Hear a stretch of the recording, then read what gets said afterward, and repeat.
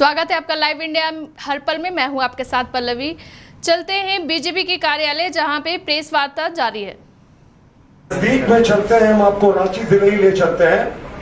तबारक अंसारी हैं, रांची जिला परिषद की उम्मीदवार रह चुकी हैं इनकी पत्नी। इकरामुल अंसारी हैं, इन्होंने तो आदिम जनजाति की एक बेटी से शादी की है, बताया जाता है तीसरी पत्नी है, गुमला से, और मुखिया है। और रांची के ही मोइन अंसारी मुखिया पद की उम्मीदवार थी इनकी पत्नी। और रब्बुल अंसारी ज्यादा दूर नहीं जाना है, रांची जिले में ही है, इनकी पत्नी भी बड़े पद पर है। तो हमारा मानना है कि जो आज हमने आपको उदाहरण दिए, ये 15, 16, 17 उदाहरण, ये तो सिर्फ शुरुआत है। ऐसे 200 से ज्यादा केसेस हैं जब एक मुसलमान समुदाय के लोगों ने दूसरी तीसरी शादियां, कुछ केसेस में सिंगल पत्नी भी है, अधिकांश केसेस में दूसरी तीसरी शादियां के रूप में इन आदिवासी बेटियों को प्रलोभन देकर फंसाया मौजाल में और उनके जरिए पॉलिटिकल जिहाद किया। यानी स्थानीय निकायों के चुनाव पर काबिज हुए। और सिर्फ स्थानीय निकाय नहीं, इनका मन तो इतना बढ़ गया कि इन्होंने पिछले बार राजमहल से भी कोशिश कर ली। इस बार भी राजमहल से एक जो प्रत्याशी लड़ रहे हैं, उनके पति जो है वो मुस्लिम है और वो भी उनकी दूसरी पत्नी बताई जाती है। तो ये तमाम चीजें आपको साफ दिखा रहा है कि किस तरीके से झारखंड पॉलिटिकल जिहाद की फैक्ट्री बन गई है। भोले भाले आदिवासी बेटियों को, यहाँ तक कि आदिम जनजाति की बेटियों को फंसाया जाता है इन मुस्लिम युवकों के द्वारा प्रेम जाल में, और उसके बाद इनके जरिए ये स्थानीय निकायों के सत्ता पर काबिज होते हैं। तो लैंड जिहाद, लव जिहाद, वोट जिहाद के बाद अब ये पॉलिटिकल जिहाद। ऐसे बहुत सारे उदाहरण हम आपको समय समय पर देखते रहेंगे। हमने बताया ना कि 200 से ज्यादा ऐसे उदाहरण इस पूरे प्रदेश में इस 4.5 वर्षों के दरमियान में, जब से हेमंत सोरेन सरकार में थे। दूसरी बात मैं आपको बताता हूं कि जहांगीर आलम का नाम तो हमने सबने सुना, आलमगीर आलम के कॉन्टेक्स्ट में। जहांगीर आलम उनका नौकर था, ये हम सब जानते हैं। अब जहांगीर आलम द सेकंड, ये जहांगीर आलम द सेकंड के बारे में आज मैं आपको बताऊंगा। आलमगीर आलम के सगे भाई हैं जहांगीर आलम। ये ढाका में रहते हैं पिछले 35-36 वर्षों से। अरबपति बताए जाते हैं, उनकी राइस की मिलें हैं, दवा की कंपनीज हैं, बहुत बड़े इंडस्ट्रीज बताए जाते हैं जहांगीर आलम। और कोई चचेरे ममेरे भाई नहीं, सगे भाई आलमगीर आलम का। और 1990 के दशक में जब आलमगीर आलम साहब का राजनीतिक उदय होना शुरू हुआ, तो ये परमानेंटली लगता है बांग्लादेश शिफ्ट कर गए। तो इनका राजनीतिक उदय और इनके भाई जहांगीर आलम का बांग्लादेश शिफ्ट होना, और देखते देखते जीरो से हीरो बन जाना, एक बड़ा इंडस्ट्रीज बन जाना। कहीं यहां भी तो घालमेल नहीं है। हम ईडी से मांग करते हैं कि जो वो इंडस्ट्रीज बन गए 25-30 वर्ष में, देखते देखते अरबपति बन गए, करोड़पति भी नहीं। इस पूरे मामले में कहीं आलमगीर आलम का पैसा तो नहीं लगा, इसकी भी गहनता से जांच होनी चाहिए। जहांगीर आलम नौकर की तो जांच चल रही है, पर जहांगीर आलम भ्राताश्री की भी जांच होनी चाहिए, तभी दूध का दूध और पानी का पानी होगा। बांग्लादेश शिफ्ट कर गए साहब, ढाका के पास बड़े इंडस्ट्रिस्ट हैं, और इनका उदय और उनका पैसे का उदय एक साथ होता है। दूसरी बात, आलमगीर आलम अभी तक इस्तीफा नहीं दे रहे। देखिए ये झारखंड है, यहाँ केजरीवाल मॉडल नहीं चलने वाला। आलमगीर आलम साहब, आप भ्रष्टाचार के मामले में जेल गए हैं, प्रथम दृष्टया कोर्ट ने भी आपको रिमांड दिया है, आपके ऊपर लगे आरोपों को सही माना। और ईडी ने अपने रिमांड पिटीशन में कहा कि जहांगीर आलम ने साइन स्टेटमेंट ऑन कैमरा कहा है कि ये पैसा संजीव लाल के कहने पर जहांगीर आलम का कलेक्टेड पैसा था, 1.5% कमीशन जो मिलता था उसके घर में रखा गया। जहांगीर आलम जो नौकर था उसके घर में दस्तावेज बरामद हुए, मंत्री का लेटर हेड बरामद हुआ जो उसका संजीव लाल से नेक्सस साबित करता है, और संजीव लाल किसी को रोकती है रिमांड पिटीशन में कि ये जहांगीर आलम का पैसा था। तो 2+2 सीधा 4 होता जा रहा है, और ये साफ दिखाता है कि इनकी जो ईडी के रिमांड में दिया गया है कि जो पैसा है वो जहांगीर आलम के घर में, उसका आलमगीर आलम से सीधा कनेक्शन था। और ये दूसरे जो जहांगीर आलम है उनकी भी जांच होनी चाहिए। बहरहाल पॉलिटिकल जिहाद बहुत बड़ा मुद्दा है। हमारी सरकार इस बार पूरे चीज को रिव्यू करेगी कि आदिवासी बेटियों को लगातार जो शिकार बनाया जाता है राजनीतिक रूप से सरकार पे काबिज होने का, ये बंद हो। जी प्रतुल जी, ये जिसको आप पॉलिटिकल जिहाद का मामला बता रहे हैं, क्या ये जो आदिवासी महिलाएं हैं, कहीं इन्होंने कंप्लेन दर्ज किया है इस मामले को लेकर कि हमें जबरदस्ती फंसाया गया या शादी किया गया, ऐसा कुछ है? या ये डाटा का सोर्स क्या है? क्या थानों से लिया गया है ये डाटा? ये डाटा आप चेक कर सकते हैं। मैंने जितने नाम आपको बोले ये सब उनकी पत्नियां हैं। और ये पॉलिटिकल जिहाद कैसा, देखिए सबसे पहले क्या होता है कि ये माना जाता है कि अगर कोई शादी कर रहा है तो उसके धर्म में वो परिवर्तन कराता है। बड़े कन्वीनियंटली इनको धर्म परिवर्तन नहीं कराया गया, इनको ट्राइबल रहने दिया गया, इनको चुनाव लड़ने दिया गया।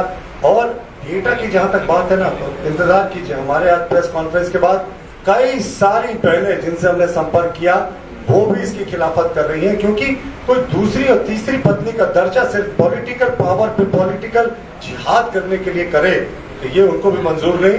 कुछ केसेस में सिंगल मैरिजेस भी हैं, पर अधिकांश केसेस में ऐसे मामले हैं। इंतजार कीजिए साहब, पूरी विस्तृत रिपोर्ट भी हम आपको देंगे।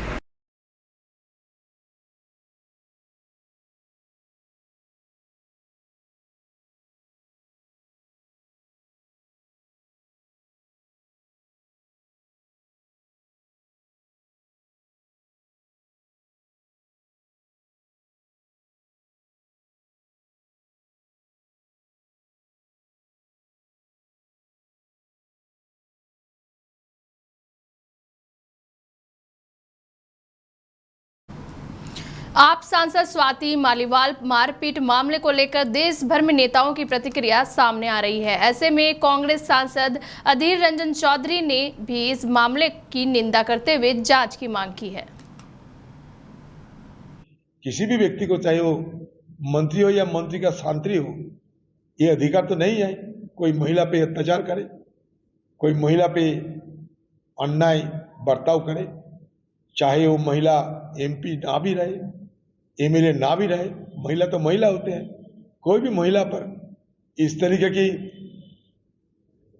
अत्याचार, इस तरह की उनकी सम्मान को लेकर छेड़छाड़ करने के अधिकार किसी को नहीं है। तो इसके लिए सख्त कार्रवाई होना चाहिए। जो दोषी, वो दोषी को हिरासत में लेना चाहिए, पूछताछ होना चाहिए और सख्त कार्रवाई होना चाहिए। स्वाति मालीवाल मारपीट मामले को लेकर अधीर रंजन चौधरी के बयान पर बीजेपी नेता शहजाद पूनावाला का भी बयान सामने आया। उन्होंने तमाम इंडी गठबंधन में शामिल नेताओं के बयान पर कहा कि जब स्वाति के साथ अन्याय हुआ तो फिर आपसे इस मामले से यू टर्न क्यों ले लिया। रंजन दा कहते हैं कि स्वाति मालीवाल के साथ अन्याय हुआ, उनके साथ टॉर्चर हुआ, कार्रवाई होनी चाहिए जिसने भी इस प्रकार का टॉर्चर स्वाति मालीवाल के साथ किया। यही चीज 72 घंटे पहले संजय सिंह ने भी कही थी, पर फिर आम आदमी पार्टी ने यू टर्न कर दिया। यू टर्न ऐसा किया कि अब वो अपने ही सांसद को गद्दार और ना जाने क्या क्या बोल रहे हैं। मतलब पहले चीरहरण हुआ जिसका विवरण हमने एफआईआर में देखा है, अब चरित्र हरण करने पर उतर आए हैं। पर अब कांग्रेस ही आईना दिखा रही है, और कांग्रेस ने न केवल अधीर रंजन दा के द्वारा, बल्कि कांग्रेस ने तो आज राहुल गांधी की जो दिल्ली में रैली हो रही है उसमें अरविंद केजरीवाल को इन्वाइट भी नहीं किया है। मतलब कांग्रेस भी जानती है कि जिस प्रकार से मुख्यमंत्री के निवास में एक राज्यसभा सांसद, महिला सांसद के साथ जो अभद्रता और मारपीट की गई, वो शायद उनको भी असहज महसूस कर रही है। हाँ, प्रियंका वाड्रा इसे इंटरनल मैटर बताकर दबाने की कोशिश कर रही है। हालांकि उनका नारा लड़कियों लड़ सकती हूँ, परंतु कांग्रेस के अन्य नेता असहज है, इसीलिए ना न्योता दिया अरविंद केजरीवाल को, और जो अभी अधीर रंजन चौधरी का बयान है। अब इसमें भारतीय जनता पार्टी को दोष ना दे, आरोप लगाने वाले भी आम आदमी पार्टी के लोग, आरोप की पुष्टि करने वाले भी आम आदमी पार्टी के लोग, और आज आम आदमी पार्टी से सवाल भी पूछने का काम आम आदमी पार्टी के सहयोगी दल कांग्रेस कर रही है। और कांग्रेस ही उन्हें इनवाइट करने से कतरा रही है दिल्ली की रैली में, जहां पहले तो बुलाते थे। तो आज आम आदमी पार्टी को बताना चाहिए कि उन्होंने यू टर्न क्यों कर दिया है केवल 72 घंटों में। उस संरक्षण क्यों दे रहे हैं ऐसे व्यक्ति को जिसके ऊपर संगीन आरोप लगे हैं विभव कुमार पर, और वो चुप्पी साध कर कितने दिन चलेंगे अरविंद केजरीवाल जी? आप कतराते क्यों हैं, घबराते क्यों हैं? जवाब। लोकसभा चुनाव को लेकर लगातार तेजस्वी यादव बीजेपी से सवाल पूछते नजर आए। ऐसे में एक बार फिर बिहार के विकास को लेकर उन्होंने बीजेपी से सवाल पूछा और कहा कि बीजेपी बताया कि 10 वर्ष में बिहार के लिए बीजेपी ने क्या किया। और पूरे देश में जो माहौल है, देश की जनता, खासतौर की बिहार की जनता सवाल पूछ रही है कि 10 साल में बिहार के लिए क्या किया गया। प्रचंड बहुमत बिहार के लोगों ने 40 में से 39 सीटें भाजपा को देने का काम किया गया और प्रधानमंत्री जी ने कई एक वादे बिहार के लिए किया। हम तो उनका टेप रिकॉर्डर भी लेकर साथ में चलते हैं। जो जो वादे उन्होंने किए थे उसमें सबसे पहला किया गया था बिहार को स्पेशल स्टेटस देंगे, स्पेशल पैकेज देंगे, स्पेशल अटेंशन देंगे, बंद चीनी मिल को जो है वो चालू कराएंगे। कई एक वादे जो है उन्होंने कहा देश भर में कि 2 करोड़ नौजवानों को नौकरी, किसानों का आय दुगना करेंगे, सब पक्का मकान बना देंगे, काला धन लेके आएंगे। एक भी वादा जो है प्रधानमंत्री जी का पूरा नहीं हुआ। 10 साल प्रधानमंत्री रहे और 14 में भी लगभग 31 सांसद दिया बिहार के लोगों ने, 19 में 39 सांसद दिया। लेकिन आप देखिएगा प्रधानमंत्री जी बिहार भी आए, 8-9 बार आ चुके प्रधानमंत्री जी, रात्रि विश्राम भी किया, रोड शो भी किया, जो प्रचार में जो कर सकते थे सब कुछ किया। कई बार भाषण उन्होंने दिया, हम लोगों ने सुना, लेकिन भाषण में 10 साल का हिसाब कि बिहार के लिए उन्होंने क्या किया ये कहीं नहीं था। और हम लोग बड़ी उम्मीद लगा के बैठे थे कि अगले 5 साल अगर जीतते हैं तो बिहार की जनता जानना चाहती कि अगले 5 साल में क्या करेंगे। लेकिन कोई मुद्दे की बात प्रधानमंत्री जी ने नहीं की।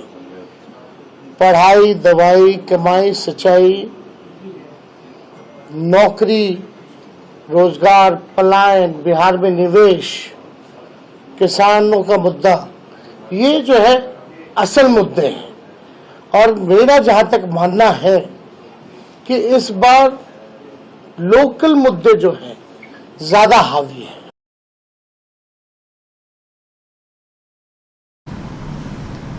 शिवसेना प्रमुख उद्धव ठाकरे ने बीजेपी के राष्ट्रीय अध्यक्ष जेपी नड्डा पर हमला बोलते हुए कहा कि नड्डा कल आरएसएस को भी फर्जी बता सकते हैं। अब मुझे लगता है कि आरएसएस को खतरे में है।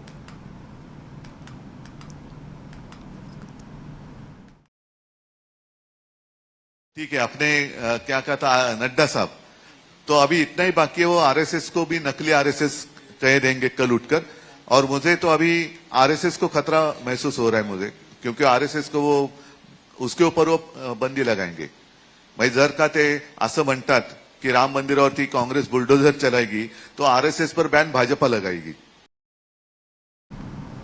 पश्चिम बंगाल के मुख्यमंत्री ममता बनर्जी ने कुछ दिनों पहले बयान दिया था कि वो बाहर से इंडी गठबंधन को अपना समर्थन देंगी। वो चाहती हैं कि देश में ऐसी सरकार बने जिससे बंगाल की सरकार को परेशानी ना हो, जिसको लेकर अब अधीर रंजन चौधरी ने ममता बनर्जी पर हमला बोला है। जिसके बाद मल्लिकार्जुन खड़गे ने कहा ममता बनर्जी इंडी गठबंधन के साथ हैं या नहीं ये फैसला आला कमान करेगी, अधीर रंजन नहीं।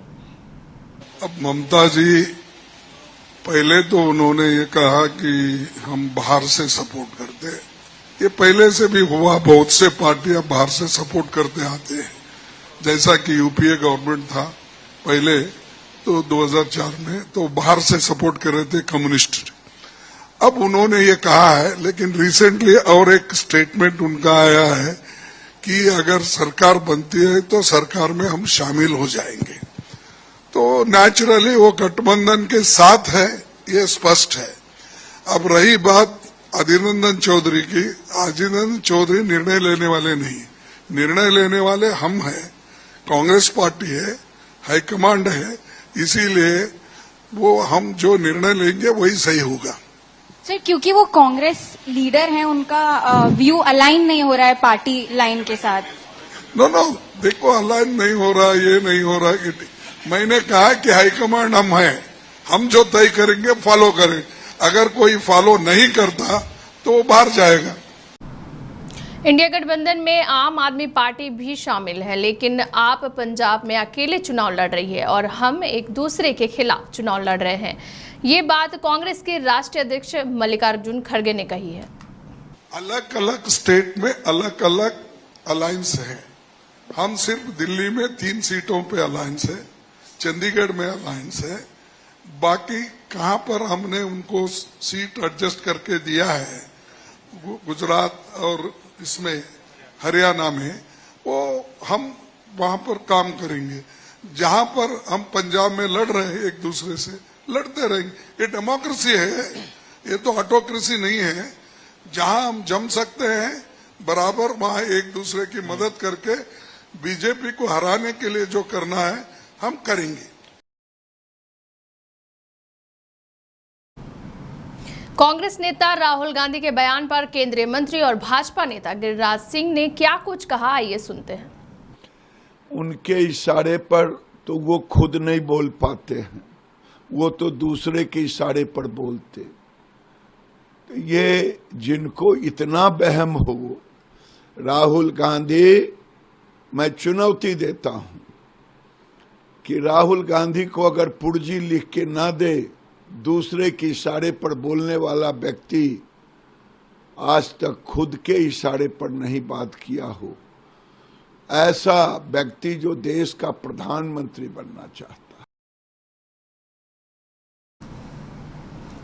उत्तर प्रदेश के मऊ जनपद के शहादतपुरा मोहल्ले में महाराणा प्रताप सेना द्वारा प्रभुत्व वर्ग सम्मेलन का आयोजन किया गया। इस कार्यक्रम में सम्मिलित हुए एनडीए प्रत्याशी डॉक्टर अरविंद राजभर ने राजपूत समाज के लोगों से अपने समर्थन में वोट मांगा और कहा कि पिछले दिनों समाजवादी पार्टी के गुंडों द्वारा महाराणा प्रताप की मूर्ति को क्षति पहुंचाई थी। ऐसे गुंडे बदमाश समाजवादी पार्टी के नेताओं को घोषी कि जनता 4 जून को भगाने का काम करेगी।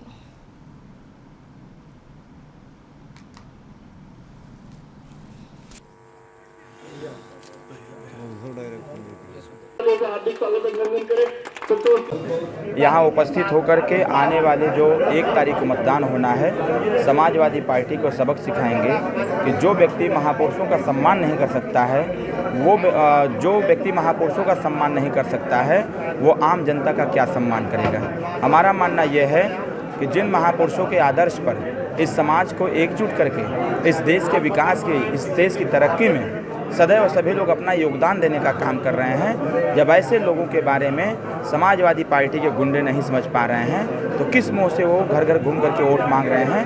क्योंकि कहा जाता है कि जो समाज अपना इतिहास नहीं जानता, अपने बड़े बुजुर्गों की कदर नहीं करता, वह समाज कभी तरक्की नहीं कर सकता। देखा तो जितने प्रत्याशी उठे हैं सभी जात धर्म की बात कर रहे हैं, कोई महंगाई की बात नहीं कर रहा, शिक्षा पर नहीं बात कर रहा है, बेरोजगारी पर नहीं बात कर रहा है, सिर्फ एक दूसरे का कटाक्ष कर रहे हैं। देखिए विषय ये बहुत बड़ा है और हमने इस बात को हमेशा मैं कहता हूँ कि ये चुनाव तो आते रहेंगे जाते रहेंगे, लेकिन जनता जब मतदान करती है, एक बार मतदान करती है और 5 साल के लिए अपने प्रतिनिधि का चयन करती है, तो कोई ना कोई आइडियोलॉजी होनी चाहिए। क्योंकि पूर्व में क्या हुआ क्या नहीं हुआ, किसने क्या किया, उस पर हम नहीं जाना चाहते। लेकिन एक बात का तो मैं विशेष ध्यान रख रहा हूँ कि विगत 15 साल से जनता की उठ रही आवाज़, अब ये आवाज़ सिर्फ आवाज़ नहीं, ये संकल्प के तौर पर होगी। 1 तारीख को लोग छड़ी का बटन दबाएंगे, 4 तारीख को परिणाम आएगा, 5 साल का कार्यकाल प्राप्त होगा।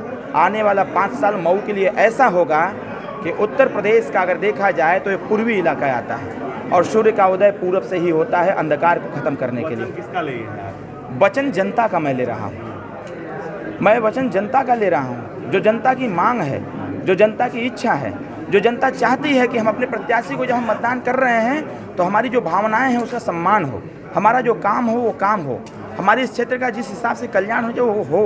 कहने का मतलब ये है सामाजिक, शैक्षणिक, राजनीतिक और आर्थिक दृष्टिकोण से इसको मजबूती, इसकी सबलता के लिए काम किया जाएगा। हमारे युवा साथी जो बेरोजगार हैं, इनके लिए भी विकल्प के तौर पर तैयार करने की आवश्यकता है।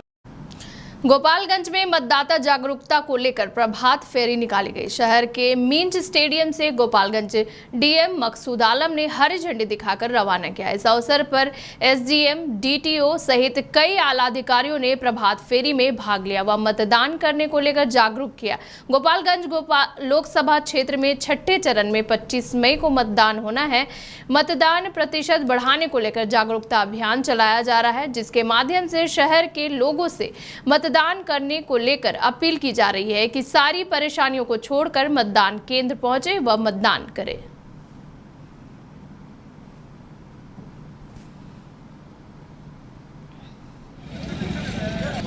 गोपालगंज जिला में छठे चरण 25 मई को चुनाव है। इसी क्रम में मतदाता जागरूकता अभियान हम लोग चला रहे हैं और आज प्रभात फेरी के माध्यम से गोपालगंज के मतदाताओं से अपील करना चाहेंगे कि 25 मई को अपने अपने बूथों पर घर से निकल के सारी परेशानियों को दूर करके अपने बूथों पर जाएं और मतदान करें और लोकतंत्र को मजबूत करें।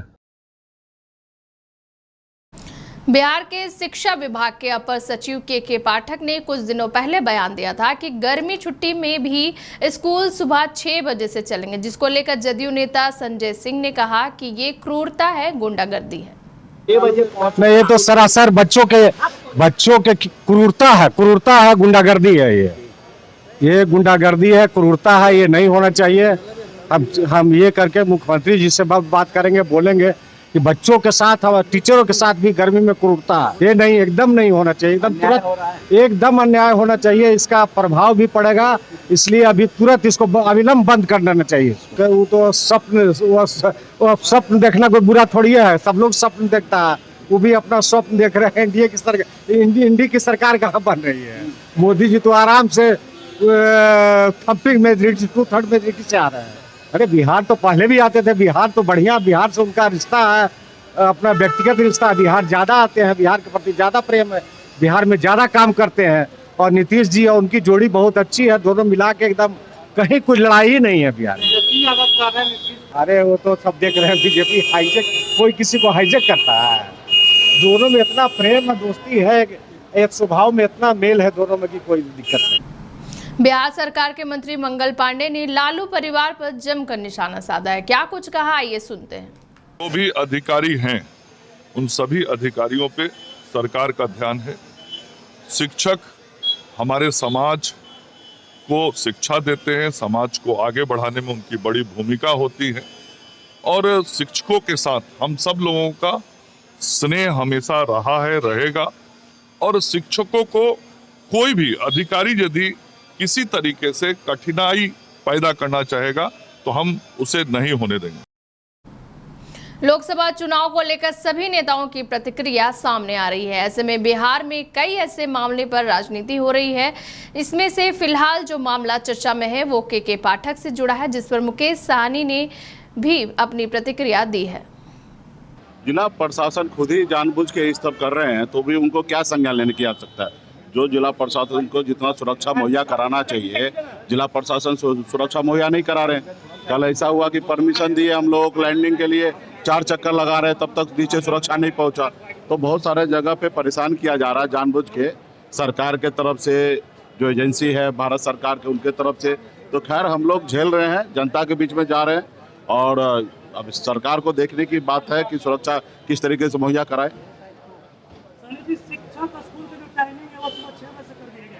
शिक्षा का आंदोलन करने की बात कर रहे हैं, बच्चे परेशान हो रहे हैं।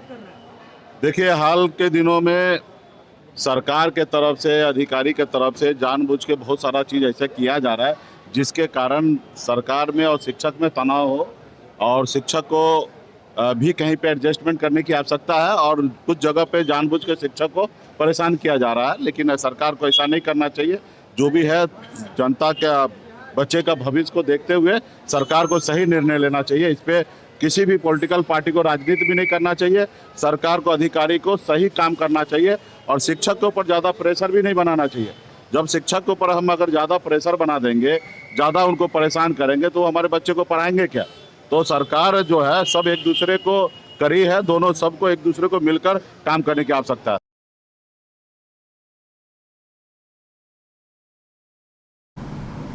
उत्तर प्रदेश के जनपद मुजफ्फरनगर के एक ग्राम से उस समय कोहराम मच गया जब एक 5 वर्षीय बच्चे का शव उसी के घर में पड़ा मिला।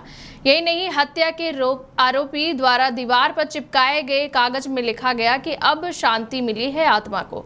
घटना की सूचना पुलिस को दे दी गई। पुलिस ने मौके पर पहुंचकर मृतक बच्चे के शव को कब्जे में लिया, पोस्टमार्टम के लिए भेज दिया गया है और पुलिस मामले की छानबीन में जुट गई है।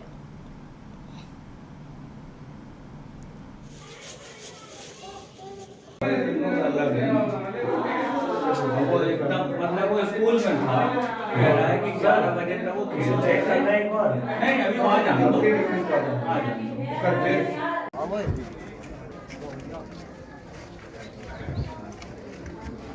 आज दिनांक 17 मई 2024 को थाना खतौली पुलिस को दोपहर 12 बजे के आसपास गांव केलावड़ा कलां से ये सूचना प्राप्त हुई कि गांव के रहने वाले तेजपाल पुत्र ओमपाल के 5 वर्षीय बच्चे की संदिग्ध परिस्थितियों में मौत हो गई है। इस पर पुलिस के उच्च अधिकारियों एवं थाना पुलिस द्वारा तत्काल मौके पर पहुंचकर मौका मुआयना किया गया। शव को कब्जे में लेकर पंचायतनामा और पोस्टमार्टम हेतु भिजवाया गया।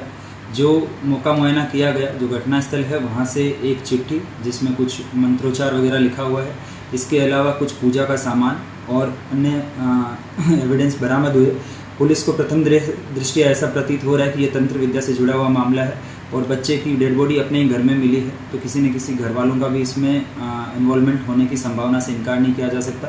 पुलिस ने इसमें सभी तथ्यों पर जांच शुरू कर दी है और इसमें पंचायतनामा पोस्टमार्टम की कार्रवाई के उपरांत जो कॉज ऑफ डेथ आएगा उसके अनुसार प्लस जो अन्य सर्कमस्टांसेज है उनके अनुसार मुकदमा पंजीकृत कर अग्रिम वैधानिक कार्यवाही अमल में लाई जाएगी।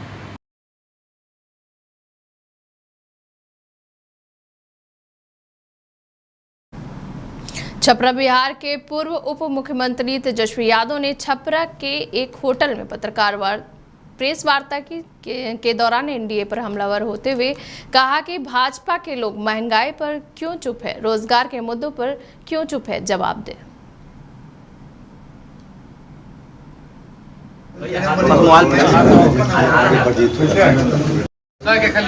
देश की जनता, खासतौर की बिहार की जनता सवाल पूछ रही है कि 10 साल में बिहार के लिए क्या किया गया। प्रचंड बहुमत बिहार के लोगों ने 40 में से 39 सीटें भाजपा को देने का काम किया और प्रधानमंत्री जी ने कई एक वादे बिहार के लिए किया। हम तो उनका टेप रिकॉर्डर भी लेकर साथ में चलते हैं। जो वादे उन्होंने किए थे उसमें सबसे पहला किया गया था बिहार को स्पेशल स्टेटस देंगे, स्पेशल पैकेज देंगे, स्पेशल अटेंशन देंगे। बंद चीनी मिल को जो है वो चालू कराएंगे। कई एक वादे जो है उन्होंने कहा देश भर में कि 2 करोड़ नौजवानों को नौकरी, किसानों का आय दुगुना करेंगे, सब पक्का मकान बना देंगे, काला धन लेके आएंगे। एक भी वादा जो है प्रधानमंत्री जी का पूरा नहीं हुआ। 10 साल प्रधानमंत्री रहे और 14 में भी लगभग 31 सांसद दिया बिहार के लोगों ने, 19 में 39 सांसद दिए। लेकिन आप देखिएगा प्रधानमंत्री जी बिहार भी आए, 8-9 बार आ चुके प्रधानमंत्री जी, रात्रि विश्राम भी किया, रोड शो भी किया, जो प्रचार में जो कर सकते थे सब कुछ किया। कई बार भाषण उन्होंने दिया, हम लोगों ने सुना, लेकिन भाषण में 10 साल का हिसाब कि बिहार के लिए उन्होंने क्या किया ये कहीं नहीं था।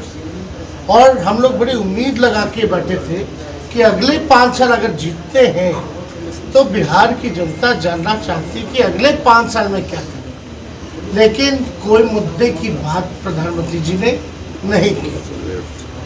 पढ़ाई, दवाई, कमाई, सच्चाई, नौकरी, रोजगार, पलायन, बिहार में निवेश, किसानों का मुद्दा, ये जो है असल मुद्दे हैं। और मेरा जहाँ तक मानना है कि इस बार लोकल मुद्दे जो है ज़्यादा हावी है। आज जनता जो है अपने चुने हुए सांसदों से पूछ रही है कि आपने मेरे लिए क्या किया, सारण के लिए क्या किया, उनके गांव, उनके पंचायत के लिए क्या किया, तो लोगों को जवाब देना मुश्किल हो रहा है।